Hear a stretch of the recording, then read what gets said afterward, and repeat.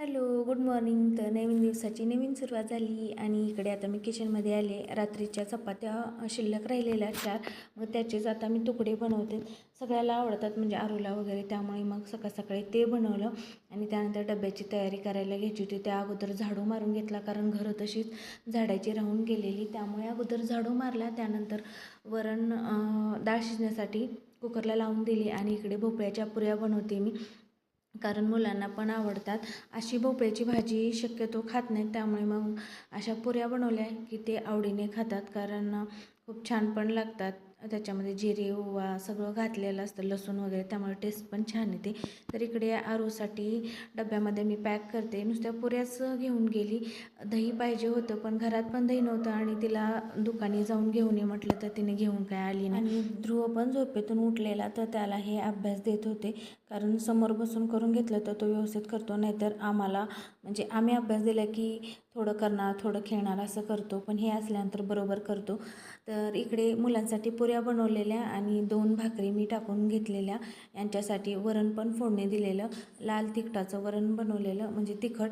तर हे जेवण करून आता शाळेला जातील तोवर चहा बनवून घेतला. चहा पिलाच नव्हता सकाळपासून आणि टोस्ट आणले होते, तर चहा आणि टोस्ट खाऊन घेतलं. त्यानंतर किचन ओटा आवरायला घेतला, कारण किचन ओट्यावरती खूप सारा पसारा जमा झालेला सकाळी डब्याच्या काही गडबडीत.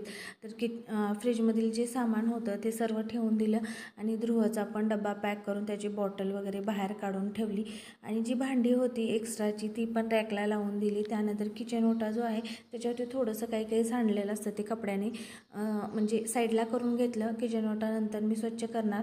त्यानंतर बाहेर आली, हे रोजचं काम आहे, कारण कुत्रे वगैरे येतात. आणखीन वॉल कंपाऊंडचं काम वगैरे झालेलं नाही, त्यामुळे सगळं धुवून घेतलं. ध्रुवचं आवरलं, माझं आवरलं. आता त्याला शाळेत सोडायला जायचा टाईम झालेला.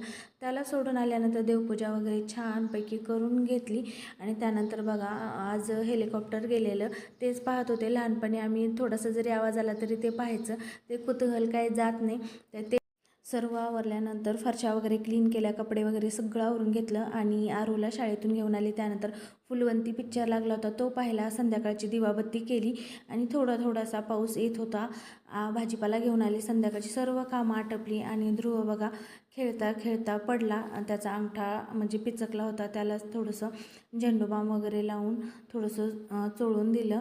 रडला तो खूप. आणि अशा प्रकारे भेटूया नेक्स्ट व्हिडिओ.